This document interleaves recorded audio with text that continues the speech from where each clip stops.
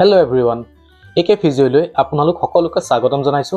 আজি আপোনালোকক জনাম ষ্ট্ৰোক কি, ইয়াৰ প্ৰকাৰসমূহ কেনেকৈ হয় আৰু ইয়াৰ লক্ষণ কি আৰু ইয়াৰ পৰা আপোনালোকে কেনেকৈ হাত হাৰিব পাৰে। আজি এই ভিডিওটোৰ জৰিয়তে মই ডিটেইলছ ক'বলৈ চেষ্টা কৰিম। তেন্তে দেৰি নকৰি আজিৰ বিষয়টো আৰম্ভ কৰোঁ। ষ্ট্ৰোক কি? ব্ৰেইনৰ কোনো অংশলৈ তেজ যেতিয়া বৈ যাব নোৱাৰা হয় তেতিয়া কি হয়, সেই এৰিয়াটোলৈ অক্সিজেন আৰু নিউট্ৰিশ্যন যাব নোৱাৰা হয় আৰু লাহে লাহে কি হয়, সেই আক্ৰান্ত অংশটো লাহে লাহে মৃত্যুমুখত পৰে বা ডেথ হ'বলৈ আৰম্ভ কৰে। ইয়াকে ষ্ট্ৰোক বুলি কোৱা হয়। ষ্ট্ৰোক সাধাৰণতে দুই প্ৰকাৰৰ, ইস্কেমিক ষ্ট্ৰোক আৰু হেমৰেজিক ষ্ট্ৰোক। ইস্কেমিকটো মোষ্ট কমন ইস্কেমিক ষ্ট্ৰোক।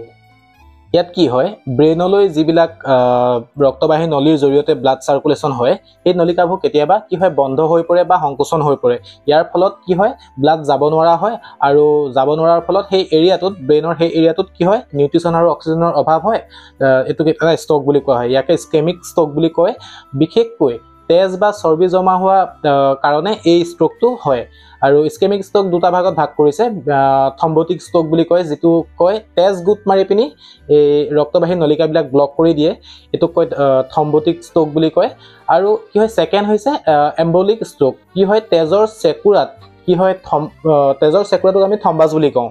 আৰু অন্যান্য ধ্বংসাৱশেষ মানে কি হয়, তেজৰ লগতে কেতিয়াবা হাৰ্ট পাম্প কৰি থাকে, তাৰ ভিতৰত কেতিয়াবা কি হয়, টুটা ফুটা মানে টিচু তেনেকৈ ব্লাড চাৰ্কুলেশ্যনৰ জৰিয়তে গৈ পিনি কি হয়, ব্ৰেইন পায়গৈ আৰু গৈ পিনি ব্ৰেইনৰ কোনোবা এটা অংশত গৈ লৈ ব্লক কৰেগৈ, আৰ্টাৰী বা ভেইন এইবিলাক ব্লক কৰি দিয়েগৈ। তেতিয়া কি হয়, ব্লাড চাৰ্কুলেশ্যন হ'ব নোৱাৰে, আকৌ অক্সিজেন আৰু নিউট্ৰিশ্যন নাপায়। নোপোৱাৰ ফলত কি হয়, সেই এৰিয়াটো ডেথ হ'বলৈ আৰম্ভ কৰে আৰু এইটোক কয় এম্বলিক ষ্ট্ৰোক।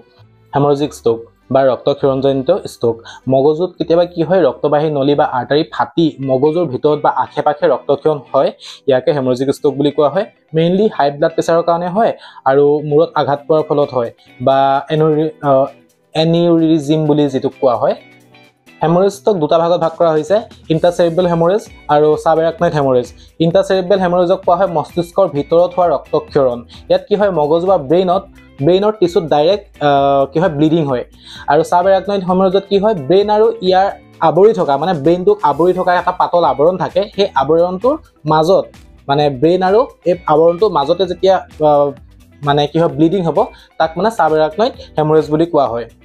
আৰু এটা ষ্ট্ৰোক আছে যাক TIC বুলি কোৱা হয়, ট্ৰেনজিয়েণ্ট ইস্কেমিক এটাক বুলি যিটো কোৱা হয়। এইটোক আমি বহুতেই জানো, যাক মিনি ষ্ট্ৰোক বুলি কোৱা হয়। কাৰণ ব্ৰেইন চেলবিলাক পাৰ্মানেণ্টলি ডেমেজ নহয় ইয়াতে, সেইকাৰণে ইয়াক মিনি ষ্ট্ৰোক বা ট্ৰেনজিয়েণ্ট ইস্কেমিক ষ্ট্ৰোক বুলি কোৱা হয়। কিন্তু ই ভৱিষ্যতে ষ্ট্ৰোক হোৱাৰ সম্ভাৱনাক প্ৰকট কৰে। ৰিস্ক ফেক্টৰ, যাক আমি বিপদৰ কাৰণ বুলিও ক'ব পাৰোঁ। ইয়াতে দুটা ভাগত ভাগ কৰিছে, মডিফিয়েবল ৰিস্ক ফেক্টৰ আৰু এটা আছে মডিফাইবল ৰিস্ক ফেক্টৰ। আনমডিফাইবল ৰিস্ক ফেক্টৰত কি হয়, এতিয়া এজ বঢ়াৰ লগে লগে কেতিয়াবা কি হয়, হাৰ্টটো কমজোৰ হৈ যায় আৰু হাৰ্ট বিটটো বহুত বাঢ়ি যায়। সেইটো কাৰণতো আপোনাৰ কেতিয়াবা ষ্ট্ৰোক হ'ব পাৰে।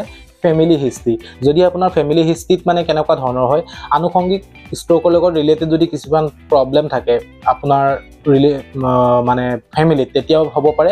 জেণ্ডাৰ ৱাইজ আপোনাৰ ষ্ট্ৰোক হ'ব পাৰে। কি হয়, মহিলাতকৈ পুৰুষৰ ষ্ট্ৰোকৰ পৰিমাণ বেছি, কাৰণ মহিলাতকৈ পুৰুষে স্মকিং কৰে, এলকহলৰ পৰিমাণ বেছি খায়, সেইটো কাৰণে আপোনাৰ ষ্ট্ৰোক হ'ব পাৰে। মডিফাইবল ৰিস্ক ফেক্টৰ, এইটো এটা, ইয়াত আছে হাই ব্লাড প্ৰেছাৰ। আমি হাই ব্লাড প্ৰেছাৰটো আমি কণ্ট্ৰল কৰিব পাৰোঁ, ডায়েবেটিছো আমি কণ্ট্ৰল কৰিব পাৰোঁ, হাই কলেষ্ট্ৰলো আমি কণ্ট্ৰল কৰিব পাৰোঁ, স্মকিং কণ্ট্ৰল কৰিব পাৰোঁ, এক্সেচিভ এলকহল কনজিউমশ্যন এইটোও কণ্ট্ৰল কৰিব পাৰোঁ, অবেচিটি আমি কণ্ট্ৰল কৰিব পাৰোঁ। ফিজিকেলি ইনএক্টিভিটি, যিসকলে কাম নকৰে, আমি কাম কৰি পিনিও মানে কি হয়, আমি ৰিস্ক ফেক্টৰ কম কৰিব পাৰোঁ। হাৰ্ট কণ্ডিশ্যন লাইক আৰ্টেৰিয়েল ফিব্ৰিলেশ্যন, এইবিলাকো আমি মডিফাই কৰিব পাৰোঁ। ষ্ট্ৰোক ৱাৰ্নিং চাইন বা লক্ষণসমূহ কি, আমি এটা সৰু ফৰ্মুলাৰ জৰিয়তে বুজিবলৈ চেষ্টা কৰিম আৰু এইটো ফৰ্মুলাৰ জৰিয়তে আপুনি সোনকালে বুজি পাব। ফৰ্মুলাটো হৈছে FAST ফাষ্ট।